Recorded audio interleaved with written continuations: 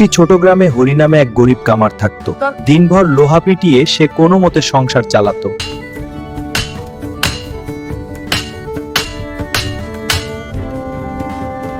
হরি খুব পরিশ্রমী ছিল, কিন্তু কাজের মজুরি কম হওয়ায় সংসারে সবসময় অভাব লেগেই থাকতো। তবুও সে কখনো অসৎ পথে যেত না।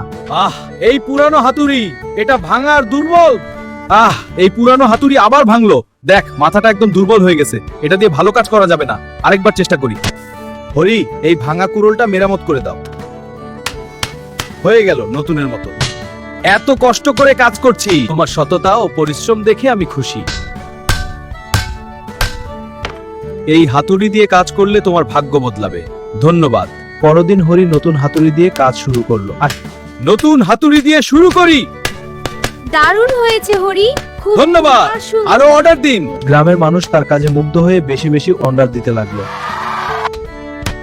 আমার পরিশ্রমের ফলে আয় বাড়ছে। এবার ঘরটা মেরামত করব। বাবা, তুমি পারবে। দেখো, সব ঠিক হয়ে গেছে। এই লাঙ্গল আর কোদাল তোমাদের জন্য, বিনা পয়সায়। তুমি খুব ভালো।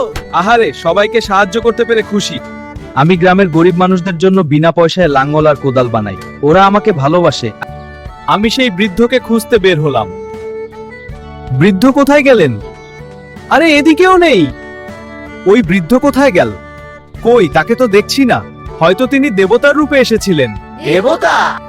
হরি বুঝলো, সততা, পরিশ্রম আর দয়া মানুষকে একদিন না একদিন সফল করেই। Please subscribe my channel Shorty.